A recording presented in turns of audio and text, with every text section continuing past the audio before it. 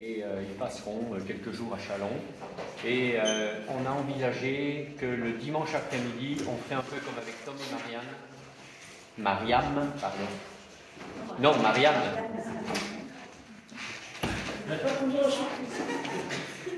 Merci. Avec Tom et Marianne, donc on fera comme avec eux, et ceux qui souhaitent les voir passeront chez nous le dimanche après-midi pour avoir des nouvelles, parce qu'a priori quand même, c'est un peu un passage pour dire adieu, puisqu'il retourne aux États-Unis et il risque de ne plus revenir en France. Enfin non, je confonds avec Tom et Marianne. Non, ils sont aux États-Unis, mais parce que Denis et Ginny m'ont dit aussi la même chose.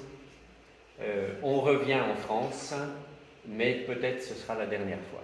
Voilà, c'était comme pour Tom et Marianne.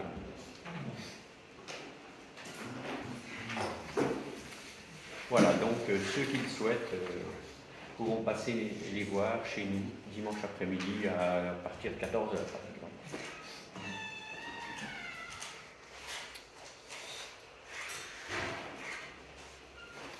Alors, il y a quelque temps, avec Michel et avec Hervé, on avait pensé que ce serait intéressant de faire des études suivies, pas forcément systématiquement, mais et que ces études-là, on les commencerait peut-être de manière plus régulière dès début janvier. Et on avait identifié un livre, qui est un livre extrêmement riche, qui est la lettre aux Colossiens. Au mois de décembre, je vous avais fait un premier message d'introduction et je vous avais proposé des réflexions autour des versets 1 à 8 de cette lettre. Et on avait demandé aussi pour ça à Hervé de faire un découpage de cette lettre aux Éphésiens. Aux Colossiens. Ce matin, il faut que je sois un peu plus concentré, n'est-ce pas? Donc, ce découpage est un découpage très détaillé, et donc, aujourd'hui, nous regarderons ensemble les versets 9 à 11. Ça fait pas beaucoup, 3 versets, mais il a fallu que je me limite parce que c'est d'une richesse incroyable. Et voilà, donc on va regarder ces 3 versets ensemble. Jeanne, est-ce que je peux te demander de prier? Oui.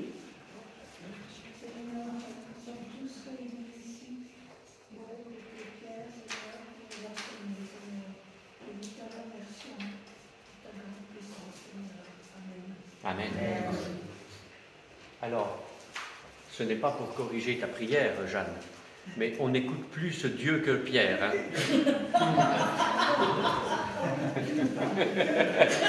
Mais je sais,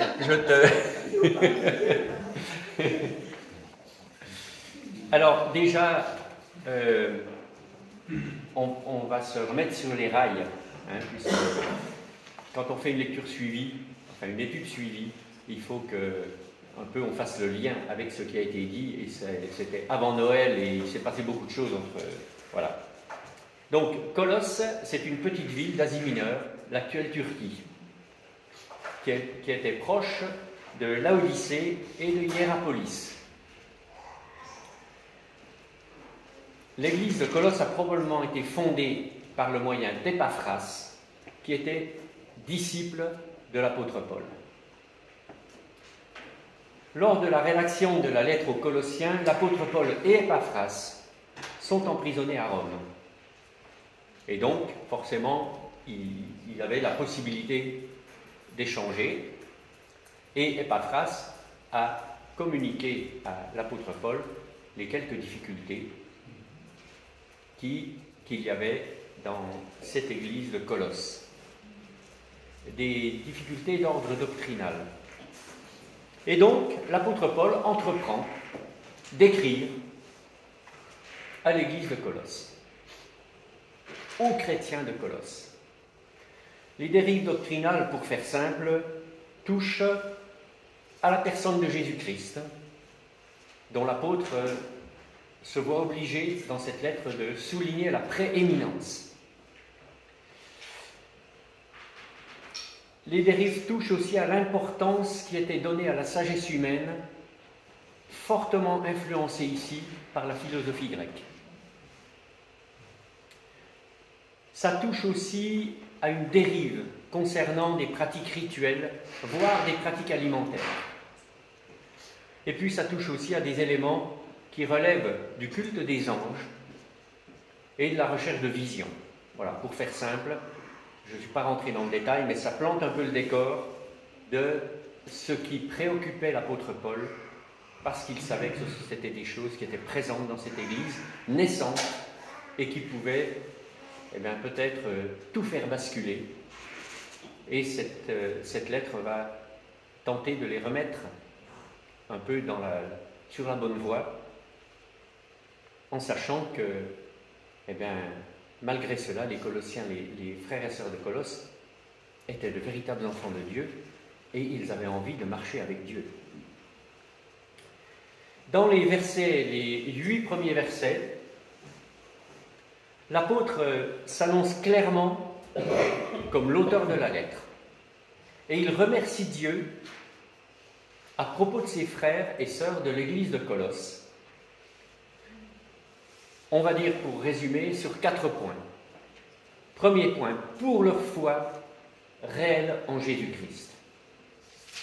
Moi, j'aimerais que ces 4 points, on les ait aussi ici. Bon, mais la foi en Jésus-Christ, oui. Pour leur amour, pour leurs frères et sœurs. Pareil pour nous. Il faut que nous soyons, que ça ce soit... Alors, c'était présent dans cette Église. Demandons à Dieu que ce soit réellement présent ici aussi. Troisième point, pour leur espérance dans la vie éternelle. Même combat pour nous. Et puis, quatrième point, pour leur attachement à la parole de Dieu et leur zèle à la diffuser. L'attachement à la parole de Dieu et leur zèle à la diffuser. Ces 4 points sont quand même des socles de la vie chrétienne, personnelle et communautaire. Et c'était présent dans cette Église. L'apôtre Paul le reconnaît. Et il ne le reconnaît pas comme ça pour leur passer de la pommade. Ce n'était pas le style de l'apôtre Paul. Et donc, à la suite de ces quelques premiers versets, on va lire donc les versets 9 à 11 qui nous disent ceci. Alors, tu as pris quelle version? Seconde. Ah oui, c'est marqué. Bon, d'accord. C'est pour cela, ou voilà pourquoi, dans d'autres traductions, que nous aussi, depuis le jour où nous en avons été informés, nous ne cessons de prier Dieu pour vous et de demander que vous soyez remplis de la connaissance de sa volonté en toute sagesse et intelligence spirituelle pour marcher d'une manière digne du Seigneur et lui être entièrement agréable, portant des fruits en toutes sortes de bonnes œuvres et croissant par la connaissance de Dieu. Fortifiés à tous égards,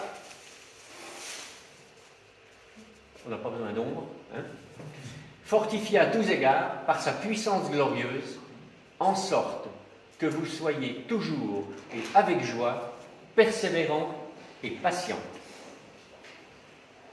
Comme ce texte est très court, je vous propose qu'on le relise tranquillement et qu'on écoute vraiment ce texte.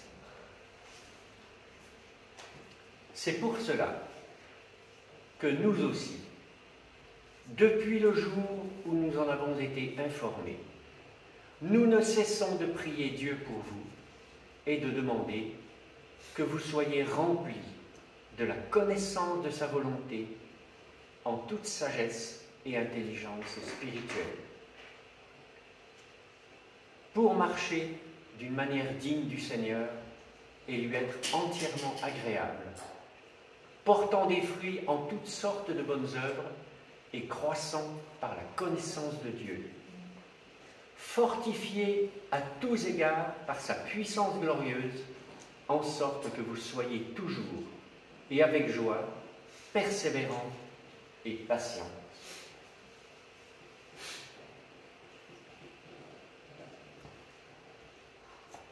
Trois versets, mais d'une densité quand même assez impressionnante.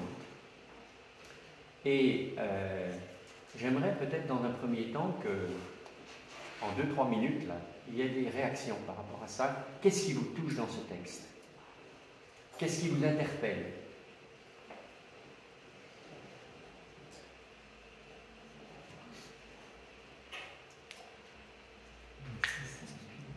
La joie, la persévérance, la patience, déjà. Oui. Côté humain et puis côté de Dieu, sa puissance glorieuse, toutes ces choses merveilleuses qu'il fait pour son peuple. Oui. Nous ne cessons de Bruno. prier. Nous ne cessons de prier. Alors, oui, moi j'ai beaucoup aimé cette introduction. Nous ne cessons de prier. Hein, déjà. Ça renvoie à notre vie de prière. Hein. D'autres choses?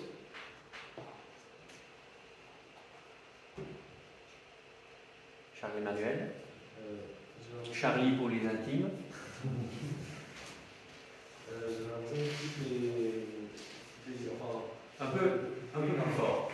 le fait de porter des fruits, de croître dans la connaissance de Dieu, etc., j'ai l'impression que ça découle de la connaissance de sa volonté. Oui. Je trouve ça assez fort que simplement connaître sa volonté, enfin c'est déjà énorme, mais en tout cas que ce soit limite suffisant pour avoir tout le reste. Oui. Ouais. La connaissance de sa volonté, c'est une porte d'accès à d'autres choses. Et la connaissance de Dieu, encore de manière plus large. Et peut-être qu'on parlera ensemble de ce qu'est la connaissance de Dieu, vraiment. Quoi. Ok? Eh bien, je vais partager avec vous ce que j'ai trouvé imparfaitement dans ce texte, parce qu'on n'est jamais complet. Donc, quelques commentaires déjà sur le verset 9 et le début du verset 10. Voilà pourquoi nous aussi, depuis le jour où nous en avons été informés, nous ne cessons de prier pour vous. Nous demandons que vous soyez remplis de la connaissance de sa volonté, en toute sagesse et intelligence spirituelle, pour marcher d'une manière digne du Seigneur et lui plaire entièrement. Ça, c'est déjà un programme de vie. On pourrait ne connaître que ça déjà, comme recommandation. Ça pourrait nous permettre de suivre fidèlement notre Dieu. Et ça commence par... Tu peux afficher le verset 9, s'il te plaît? C'est pour cela, ou voilà pourquoi. Moi, dans la version que j'avais, c'était voilà pourquoi. Pour toutes les bonnes choses dont l'apôtre a été informé et qui figurent dans les versets précédents, la foi en Jésus-Christ, l'amour pour les frères et sœurs, l'espérance de la vie éternelle et l'attachement à la parole de Dieu et le zèle à la diffuser, pour toutes ces choses. Voilà pourquoi, pour toutes ces choses dont l'apôtre a été informé et qui figurent donc dans ces versets, et parce qu'il a le souci du progrès de ses frères et sœurs à Colosse, l'apôtre prie. Et moi aussi, ça m'a, comme Bruno, ça m'a arrêté ça. L'apôtre prie. Il y a un constat, il a des informations, et l'apôtre prie. Nous pouvons, dans notre dans notre environnement communautaire, avoir des informations. On peut avoir aussi des informations d'autres communautés, de frères et sœurs. Qu'est-ce que nous en faisons? Lui, l'apôtre, il prie. Et il prie pas n'importe comment. Il prie sans arrêt. Il ne cesse de prier. Il prie sans arrêt. Il prie sans retard. Il se met tout de suite à la tâche. Et il prie sans oubli, c'est-à-dire qu'il n'est pas négligent. Et ça, je pense que c'est un bon départ. Prier de la sorte, je ne sais pas si vous serez d'accord avec moi, mais pour prier de la sorte, il faut de la détermination et une bonne discipline de vie. Il ne faut pas simplement du cœur pour les autres, parce qu'on peut être touché par une situation, et puis on va peut-être différer de prier pour cette personne, ou on va peut-être prier tout de suite et après oublier, parce qu'on est pris par des tas d'autres choses. Et ça demande réellement une détermination et une discipline qui est sans doute nettement supérieure à la détermination et à la discipline qu'on a dans l'action. Parce que l'action produit aussi une forme de motivation du fait de l'action. Dans la prière, eh ben on est là et tout ça nous demande, finalement, la prière demande beaucoup d'énergie et de l'énergie spirituelle.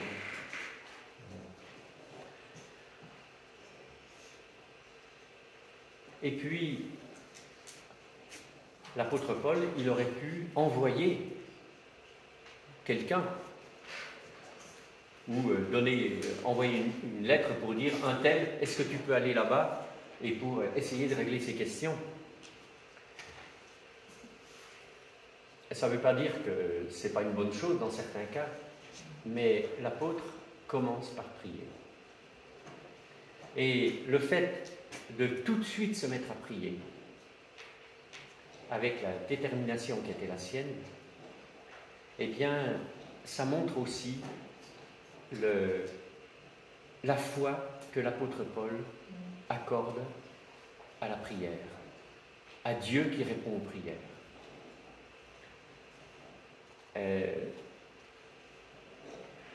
On est certain d'une chose, on le disait d'ailleurs à notre réunion de prière ce mercredi, mais Dieu entend. Dieu entend quand nous prions. Soyons certains que Dieu entend.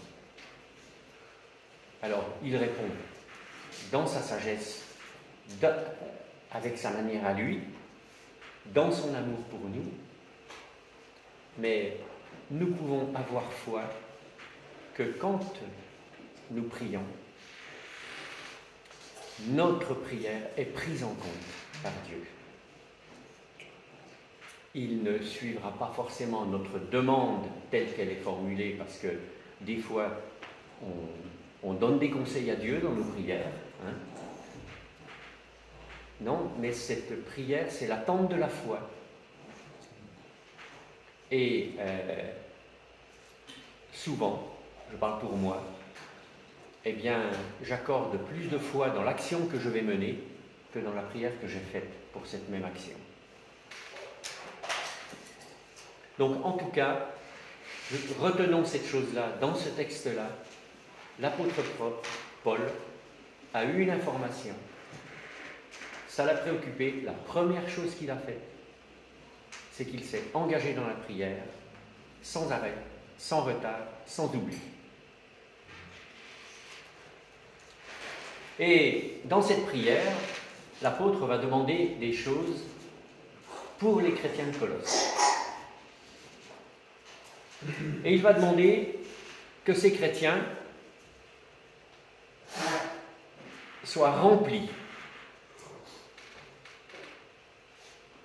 Nous demandons que vous soyez, alors j'imagine qu'il a prié avec Epaphras, Epaphras était quand même aussi concerné que l'apôtre Paul, puisque sans doute, comme je l'ai rappelé tout à l'heure, Épaphras était à l'origine de la création de l'église de Colosse. Donc, l'apôtre, et sans doute Épaphras, demande à ce que les chrétiens de Colosse soient remplis de la connaissance de la volonté de Dieu. Donc, je vais y revenir dans le point suivant, mais c'est quelque chose qu'a souligné Charles Emmanuel comme étant quelque chose de déterminant dans la vie chrétienne. Connaître la volonté de Dieu. Souvent, on est hésitant, on ne sait pas trop. Et des fois, c'est un peu comme ça. Ne soyons pas des légalistes de la connaissance de la volonté de Dieu. Je m'explique. Il y en a qui n'avancent pas du tout tant qu'ils ne connaissent pas la volonté de Dieu. Et des fois, c'est en avançant que peu à peu, la volonté de Dieu s'éclaire.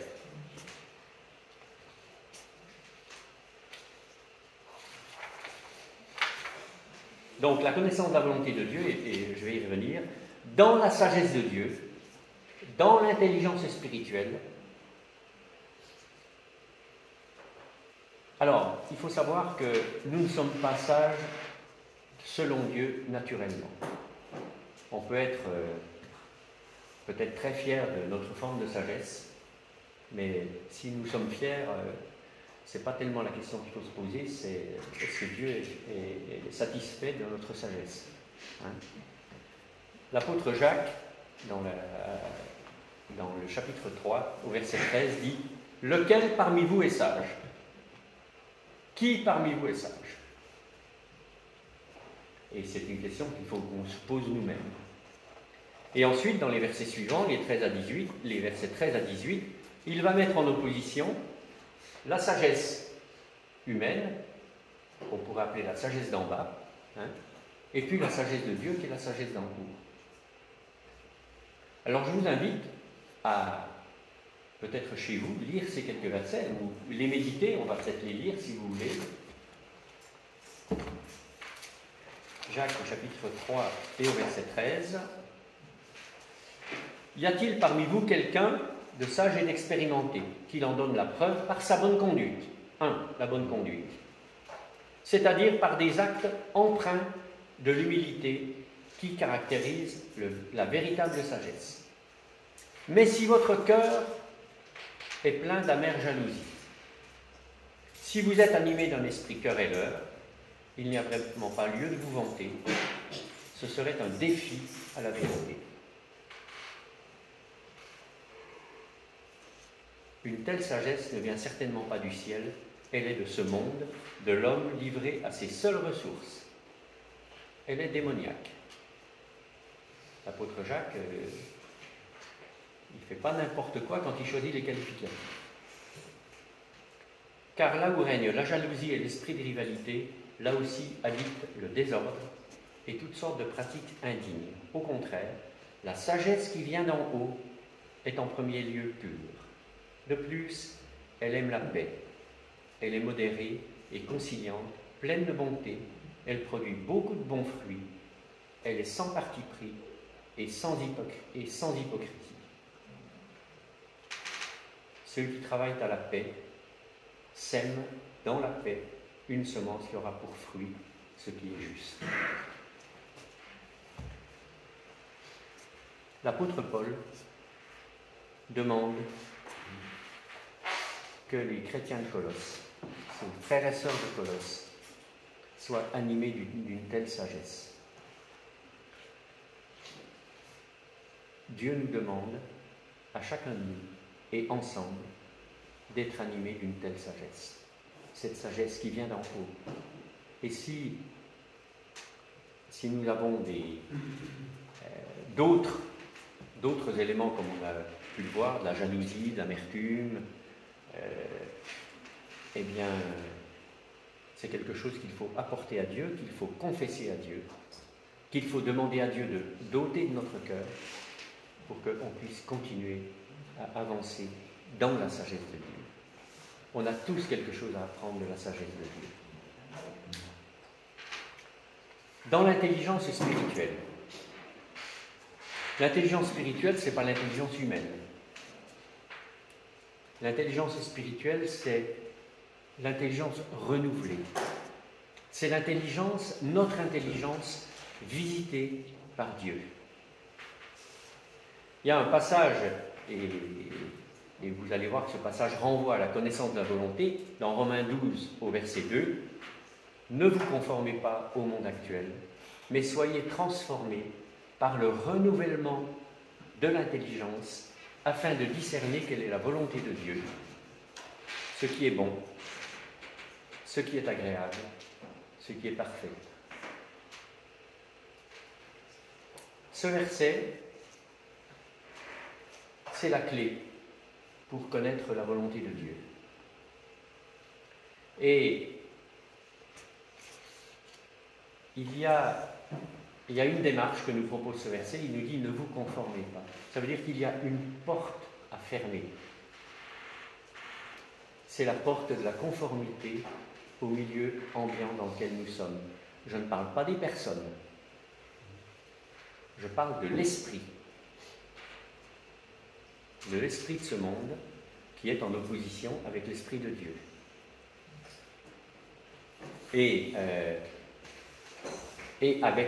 Donc il faut le faire avec détermination, là aussi. Et une fois qu'on aura fermé cette porte, il nous faudra ouvrir une porte avec la même détermination. C'est le choix de l'obéissance et se laisser changer par l'Esprit de Dieu pour que notre intelligence soit renouvelée. La première porte à fermer, elle est difficile à fermer. On parlait avec Annie hier matin de l'usage du téléphone. Alors je ne dis pas que c'est l'instrument diabolique par excellence, hein, c'est pas ce que je veux dire par là. Mais le téléphone, et pas que le téléphone, plein de choses nous envahissent. Nous n'avons plus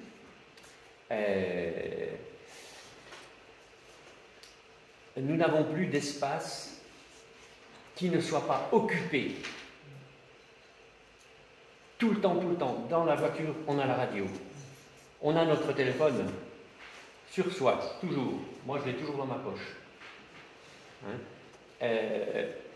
Et plein d'autres choses. On a tout ce qu'il nous faut pour que quand nous avons un moment de tranquillité et de silence, nous puissions le remplir. Et si nous ne voulons pas le remplir, il nous sera sans doute proposé quelque chose pour le remplir.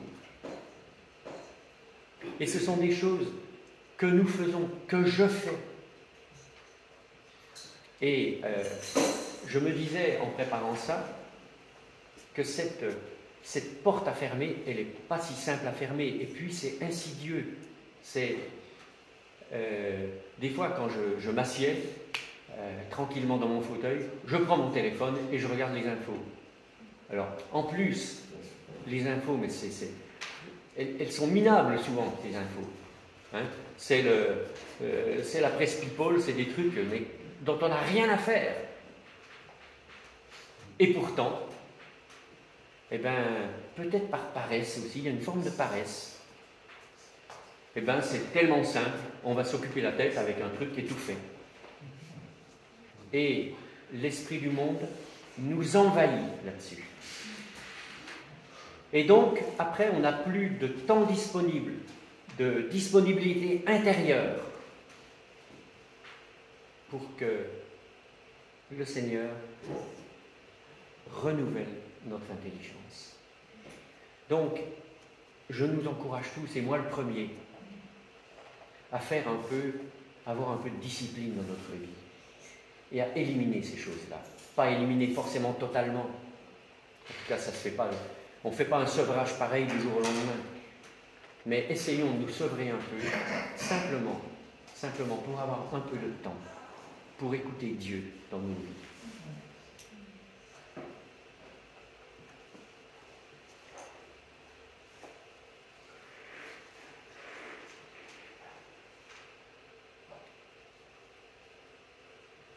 Dans la lettre aux Hébreux, au chapitre 11,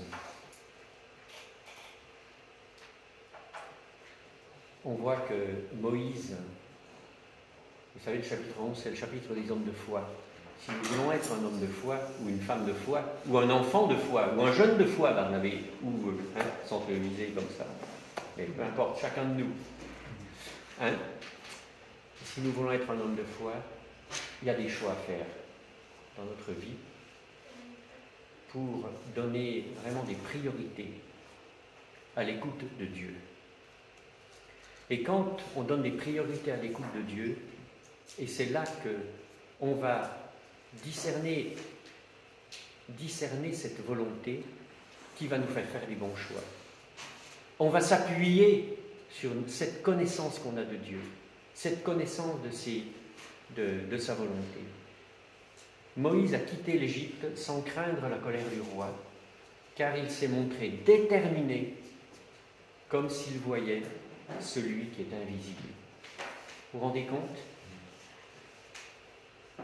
Moi j'aimerais, franchement, je vois notre Yvon qui sourit, mais je souris avec lui.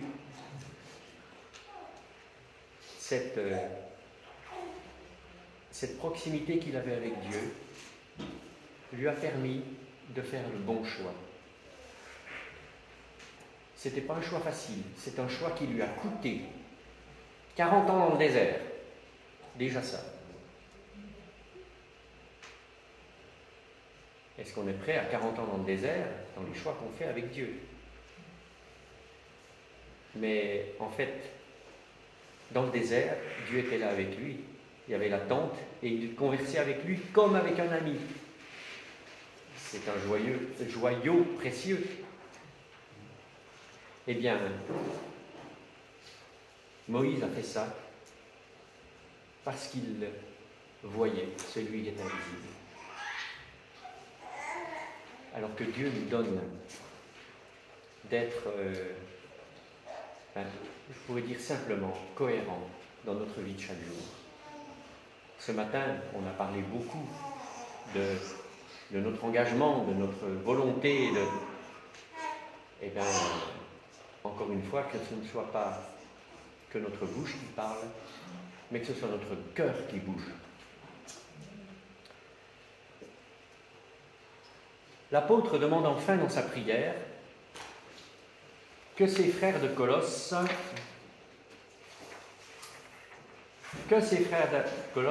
marchent d'une manière digne du Seigneur pour lui plaire entièrement.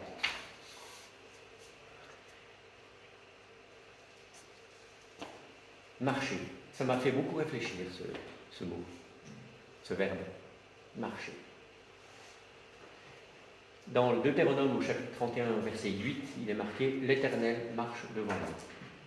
Donc si nous voulons suivre Dieu, il faut marcher. Déjà. La marche, c'est un incontournable de la vie chrétienne. Le chrétien n'est pas statique. De toute façon, il se déplace. Soit en avançant, soit en reculant. Mais il se déplace.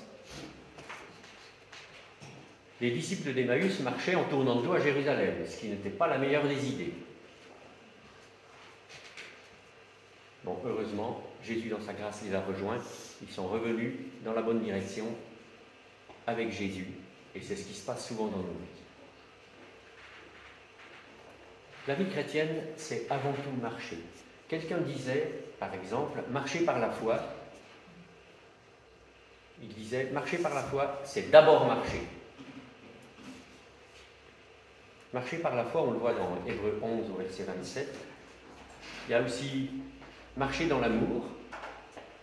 Marcher dans l'amour, c'est d'abord marcher. Éphésiens 5, verset 2 nous dit marcher dans l'amour. Marcher par l'esprit. Galates 5, verset 16. Là aussi, c'est d'abord marcher. Et enfin, marcher d'une manière digne du Seigneur, c'est aussi, comme dans notre passage, et toujours d'abord marcher. Mais c'est marcher dans le chemin de Jésus-Christ. C'est marcher comme lui a marché. Dans la première lettre de Jean, chapitre 2 et au verset 6, il est écrit ceci, « Celui qui dit qu'il demeure en moi doit marcher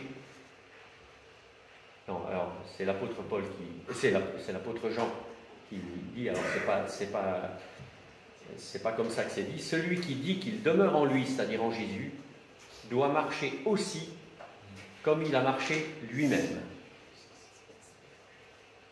Encore une fois, ne nous satisfaisons pas du déclaratif, satisfaisons-nous de l'action, de la mise en route réelle, de notre consécration, de notre cohérence. Et marcher d'une manière digne du Seigneur, c'est marcher comme lui a marché.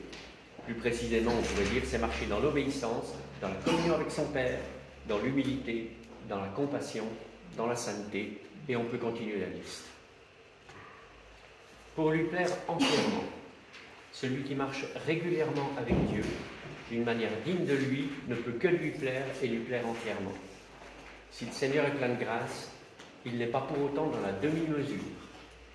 Il attend de nous qu'on cherche à lui plaire entièrement. Colossiens 1,18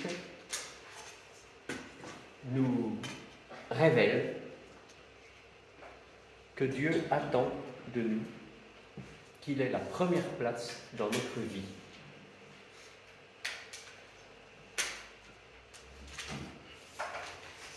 La première place dans notre cœur. La barre est haute, elle est très haute. Mais les ressources de Dieu, issues de son œuvre parfaite à la croix, sont grandes, très grandes. Elles sont plus grandes et elles sont plus grandes et encore plus grandes que la barre est haute pour nous, de faire en sorte que Jésus ait la première place dans notre vie et dans notre cœur. Alors, conscient de nos incapacités, demandons-lui d'un cœur sincère de nous aider, de nous transformer à sa ressemblance. Il le fera parce qu'il l'a promis. Alors l'apôtre ouvre un grand panorama sur les bénédictions que Dieu accorde à ceux qui cherchent résolument à le suivre. Toutes ces paroles, ces promesses sont pour nous aussi. Et c'est tellement encourageant.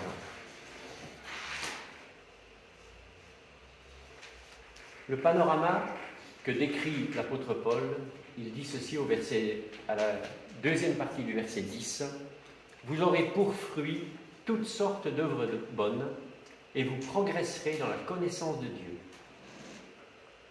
Vous serez fortifiés à tout point de vue par sa puissance glorieuse pour être toujours et avec joie, persévérant et patient. » Des fruits. Déjà, je pense que c'est intéressant de se poser la question, est-ce qu'il y a des fruits dans ma vie? Difficile à répondre. Mais peut-être souvent, à travers les échanges qu'on a avec les autres nous montrent, eux, ils sont conscients peut-être davantage que nous, des fruits que nous avons dans nos vies. On est de très mauvais appréciateurs de nous-mêmes. Ou on se dévalorise, ou on se survalorise. Mais on n'est jamais... Ces fruits, c'est des fruits produits par Dieu, par son esprit. Galates 5, au verset 22, vous connaissez très bien ça par cœur, mais peut-être pas assez par le cœur, comme moi. Le fruit de l'esprit, c'est l'amour. C'est la joie. C'est intéressant peut-être, quand je vais faire cet énoncé, de se dire, ah, est-ce que ça me manque? L'amour, la joie, la paix, la patience, la bonté, la bienveillance, la foi, la douceur, la maîtrise de soi. Celui qui possède ces qualités spirituelles se trouvera dans le bon esprit pour produire toutes sortes d'œuvres bonnes, comme nous dit le texte. Et par rapport à ces œuvres bonnes, dans la lettre à Tite, au chapitre 3, au verset 8, l'apôtre Paul nous invite Tite, mais à travers Tite, c'est nous qui l'invite, à nous appliquer. Vous vous rappelez quand on s'appliquait à écrire à l'école, s'appliquer avec beaucoup d'attention à être les premiers dans les bonnes œuvres. Les premiers. Je ne sais pas qui a dit, si les chrétiens avaient été les premiers dans les bonnes œuvres, le communisme ne serait pas né.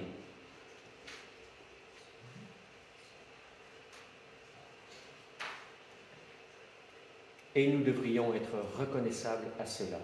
On devrait nous connaître parce que nous sommes les premiers dans les bonnes œuvres. Et si ce n'est pas le cas, en fait, que vaut notre témoignage?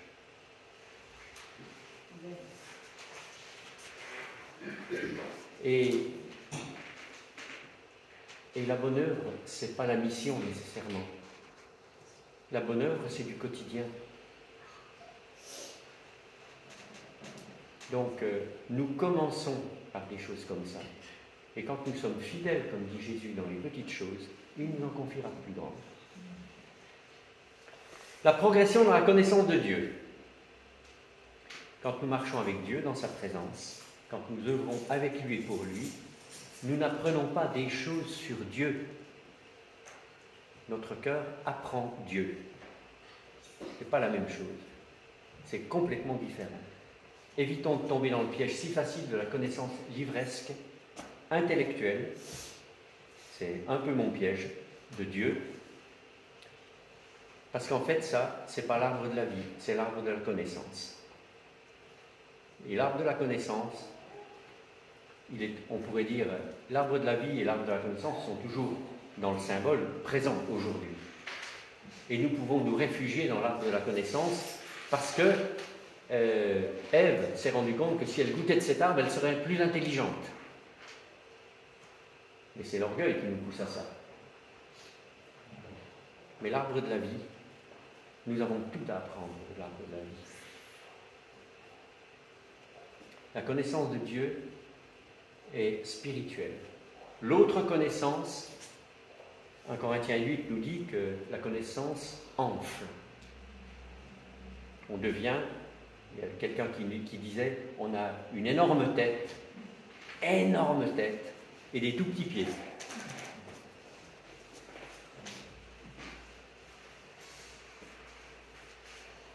Nicodème, quand il a rencontré Jésus, il ne savait pas qu'il ignorait tout de Dieu. Pourtant, il savait la loi par cœur. On pouvait l'interroger sur tous les passages de la loi. Il pouvait répondre juste.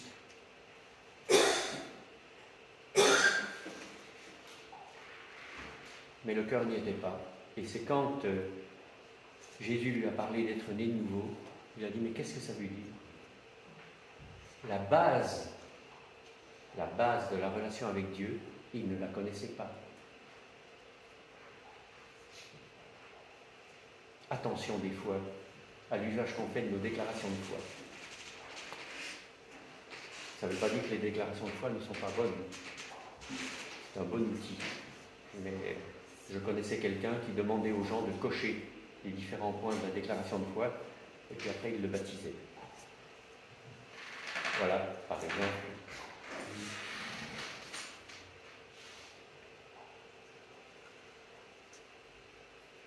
Et puis,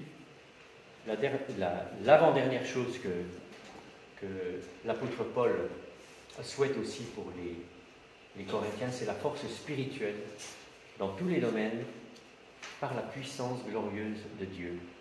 Si nous connaissons Dieu et si nous vivons par lui, nous bénéficions du cadeau promis. Et la Bible nous dit que Dieu nous a donné un esprit de force, d'amour et de sagesse. Donc de force, de puissance. La force et la puissance, c'est la même chose. Mais c'est la force et la puissance de Dieu. On trouve ça dans la deuxième lettre à Timothée.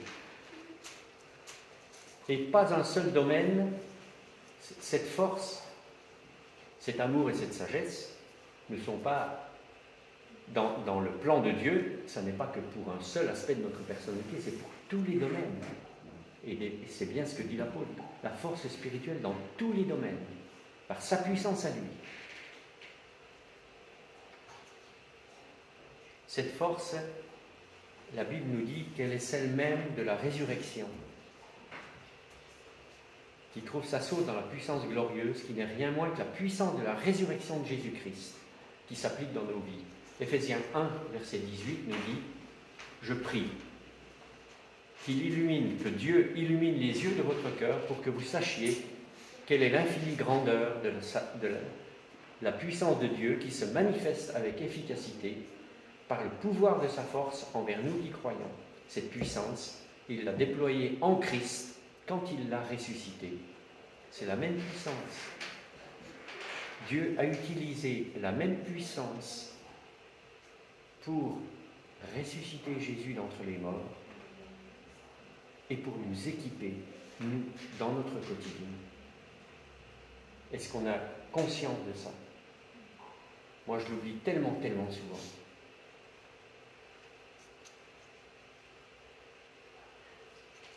Et puis, pour terminer, ça c'est quelque chose qui a touché le cœur d'Yvon tout à l'heure, et la persévérance et la patience dans la joie. Ces qualités font partie aussi des fruits de l'esprit, qui sont cités dans Jacques. Conséquence de la consécration personnelle, de la connaissance intérieure et spirituelle de Dieu, et non pas livresque, de la puissance de la vie donnée par Dieu, cette puissance de la résurrection, par son Fils Jésus-Christ, notre Sauveur, qui non seulement nous donne la vie éternelle, bien sûr, nous avons la vie éternelle en Jésus-Christ, mais cette puissance-là, elle sauve aussi notre vie terrestre de l'impasse charnelle. Sans lui, on serait dans l'impasse et dans la chair. Donc de l'impasse charnelle pour lui donner la sève de l'arbre de vie et produire des fruits dans la durée, pour le présent, et dont la portée se retrouvera dans l'éternité. Pour terminer, parce qu'on a abordé beaucoup de sujets, est-ce qu'on peut faire une petite synthèse? Oui? Il dit oui. Alors, comment pourrais-tu contribuer à cette synthèse, Charles-Emmanuel?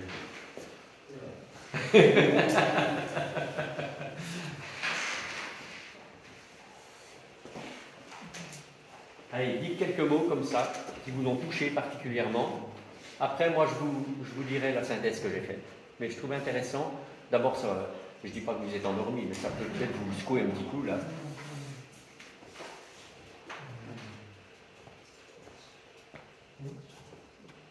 Dieu nous donne tout ce qu'il faut pour vivre, enfin, pour avoir, pour œuvrer pour lui, quoi.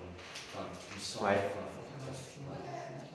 Dieu nous a donné un équipement d'une qualité incroyable, un équipement spirituel pour vivre, pour être en capacité de vivre avec lui et pour lui. Ça, je trouve, c'est fondamental. Oui. Oui, mais cet équipement, il peut être très utile à partir du moment où on est plus dur. Alors, bien sûr, c'est pas quelque chose c'est pas un habit qu'on met comme ça. Hein. C'est un engagement de cœur, c'est un choix à faire, un choix de cœur. Je suis d'accord avec toi, Yvon. Tu voulais dire quelque chose, Olivier? Non. Dans la vie de tous les jours, il faut. Dans le jour. Oui. Dans la vie de toute la semaine, il faut toujours essayer de connecter avec Dieu, toujours. C'est super. Mais je suis complètement. Mais c'est super ce que tu dis, Olivier. Tous les jours. Parce que ça aussi, c'est vrai. Dans tous les jours, dans l'épreuve, il ne faut pas tous les jours, lundi, je dois vivre, même le dimanche, ou samedi dimanche. Même le dimanche. Il faut lire la Bible, puis faire confiance à Dieu, toujours se connecter, puis prier Dieu, prier. Alors, moi je retiens l'expression qu'a utilisée Olivier, connecter. Alors, connecter de la bonne manière, n'est-ce pas? Hein? On a parlé des autres connexions. Hein? Connecter de la bonne manière et régulièrement. Parce que, je ne sais pas si vous êtes comme moi, Mais des fois, je vis là. Et puis quand je vis là, alors tout est super, je suis connecté. Et puis, après les jours passent et tac, ça baisse. Ça baisse, on ne sait pas pourquoi. Si, on sait pourquoi, c'est qu'on ne va pas renouveler chaque jour cette connexion. Quand Dieu a donné la manne dans le désert, il a dit, tu prendras de cette manne, c'est le pain de vie dans les évangiles, dans l'évangile de Jean, la manne c'est le pain de vie. Hein. Tu en prendras pour ta consommation d'aujourd'hui. On ne stocke pas le spirituel. Hein, ça ne se stocke pas le spirituel. Il y a des journées, c'est Dieu qui a calibré les journées. Nous nous connectons aujourd'hui, et ce n'est pas parce que nous sommes connectés aujourd'hui que demain nous serons connectés. Il faut se connecter. C'est une vigilance. Quand Jésus dit veillez, priez, afin que vous n'entriez pas en tentation, mais c'est ça aussi. C'est cette vigilance quotidienne à laquelle a fait allusion Olivier, et c'est super. Merci Olivier. D'autres choses? Bon, c'est midi, hein. Je vais vous livrer ma pause finale. Nous avons évoqué l'importance d'être un homme ou une femme de prière. C'est par là que l'apôtre Paul a commencé. Nous avons évoqué l'importance, c'est l'aspect négatif des choses, de ne pas se laisser envahir par l'esprit du monde pour être disponible à l'action de l'Esprit Saint. Il faut faire de l'espace dans nos vies pour qu'il y ait de l'espace dans notre cœur pour que Dieu puisse œuvrer. Et vous savez ce qui s'est passé quand le peuple juif était en Europe, pour qu'il n'aille pas adorer,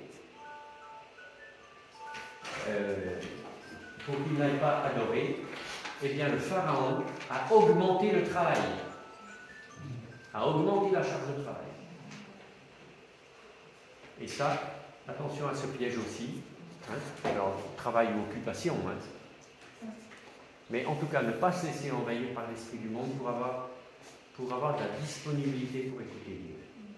Et je me rappelle, il y a un mois ou deux, Hervé nous avait encouragés. Moi, ça m'a fait beaucoup de bien. Je ne vous dis pas que je suis très fidèle là-dedans, parce que je n'ai de leçons à donner à personne, mais il nous avait encouragés à passer du temps avec Dieu. Parce que cette action de l'Esprit Saint va renouveler notre intelligence pour discerner la volonté de Dieu. Et ça nous évitera de faire du surplace, mais ça nous permettra de marcher en vue de lui plaire, en portant des fruits spirituels variés et en nous appliquant à être les premiers dans les bonnes œuvres. Alors, et je termine avec ce très court verset du psaume 84, et le verset 7, ou le verset 8 selon les versions. Notre force augmente pendant la marche, jusqu'à ce qu'on se présente devant Dieu. Notre force augmente pendant la marche. Donc il faut marcher. Hein? Je reviens là-dessus, il faut marcher, jusqu'à ce qu'on se présente devant Dieu. Que Dieu nous bénisse tous. On a besoin de sa bénédiction. Oui, vous voulez dire quelque chose, Dorothée? C'est dans Psaume, je ne sais pas sur combien, il dit que l'homme trace la voie, mais c'est Dieu qui sécurise la marche. Oui, absolument. La volonté de Dieu, ce n'est pas la mienne, hein, mais c'est celle de Dieu qu'il faut discerner et y marcher. Voilà, que Dieu nous bénisse tous pendant cette semaine.